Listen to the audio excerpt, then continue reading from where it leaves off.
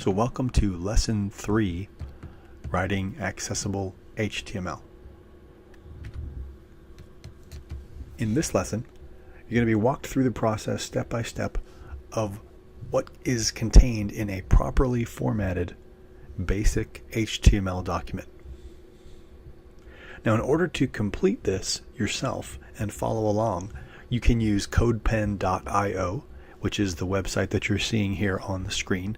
You can also download Notepad++, a free download text editing application for Windows, or you can use the freely available Notepad application in Windows as well.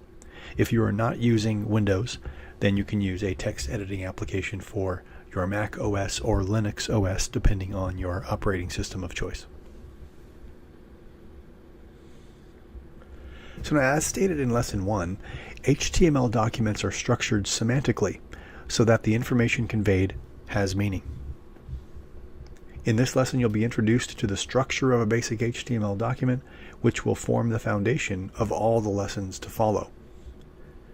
Note, the first thing you need to remember is that all HTML documents begin with a document type declaration, or doc type. You can see a few examples here. I'll be discussing them briefly.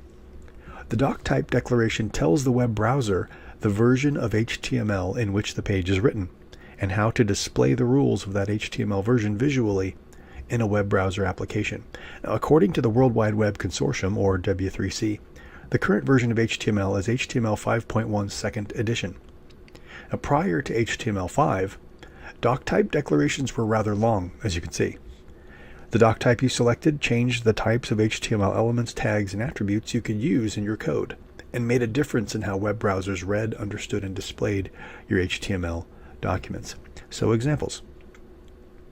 The first one you see there at the top, I'll highlight it with the mouse so that we're talking about it and you can see it. HTML 4.01, which includes strict and transitional versions. The transitional version of the document type declaration is shown here. It was the primary HTML language in use worldwide from 1999 through 2014. The transitional version of HTML 4.1 was more popular because it allowed web developers and designers to continue to use elements that were no longer officially supported by HTML standards. The benefit of this method was the ability to use old methods of accomplishing what was needed without breaking web standards, because the transitional version gave you a technical pass on those issues that still existed in your code. So the doc type for HTML 4.01 transitional is shown highlighted there at the top.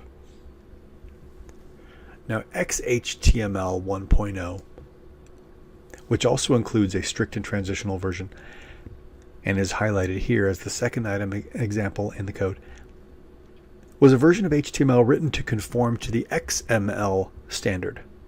What that means is that all the tags, elements, and attributes had to be written in lowercase letters, and every tag had to be properly closed in the code, or the document would fail W3C validation checking. HTML coders who wanted to expand the interoperability of their HTML code by taking advantage of the extensibility of XML used the XHTML version of HTML, as indicated by the highlighted doc type that you see here in the code.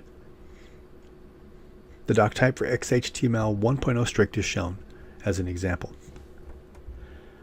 Now, for HTML5, the current version,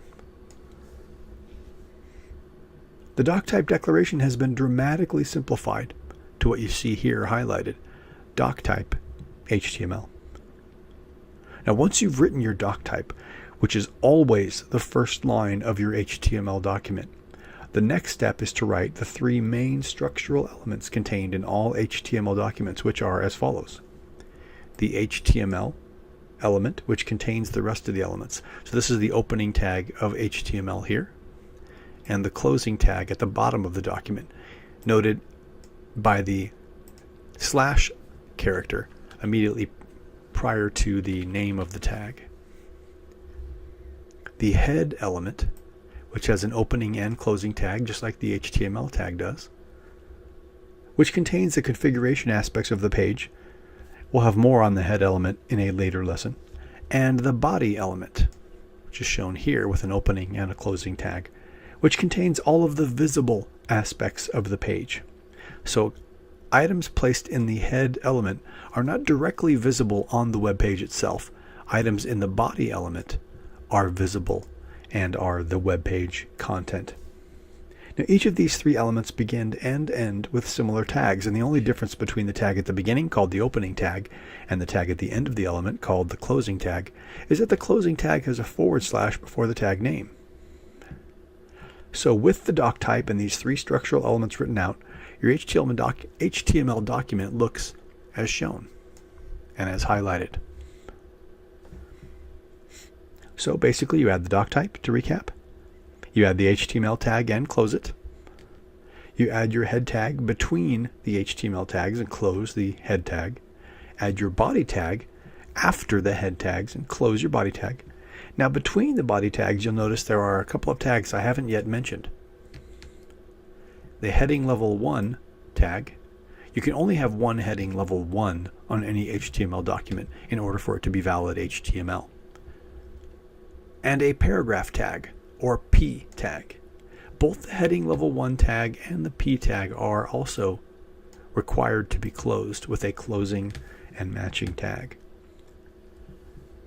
So tags between the opening and closing body tags are where all the visible content is placed in an HTML document. So you can finish that by then, after you insert H1 and P tags, you would insert content between the tags. So these two pieces of content are what is visible here on the web page below. And it's one of the benefits of using CodePen.io is as you add your content within the body tag here in your code above for HTML, it displays instantaneously below. So it's a very nice interface for working with HTML code and seeing the effects of what you're writing. So what we should do now is save the code of the page here into a text editing application such as Notepad++. So I'm going to copy this. I'm going to go to Notepad++, which you can download for free from the internet by just searching for Notepad++ at google.com or bing.com. So I'm going to open a new document. I'm going to paste in the code from our CodePen example. I'm going to save it as a file. So I'm going to put it directly on the desktop. I'm going to call it test.html. And you want to use the extension HTML in order to indicate the type of file that this is, which would mean that your browser would open it and view it. When I save the HTML document that I have open in the example in CodePen, notice how the code is automatically color-coded as HTML. So I now have it saved. So let's go to our desktop. Here's our test.html file. So if I right-click on the test.html file I just created and click open, my default web browser will open that code for me and it will show me the content of my document. So as indicated here, there's the content in CodePen.io. When I save it as an HTML document and view it in my browser, I see the same content, but more as it would be displayed from a web server. So if you have followed along in CodePen or in a text editing document, you have just created and viewed your first web page. Now in the ensuing lessons afterwards, we will be going into more detail about elements and attributes and content within HTML documents.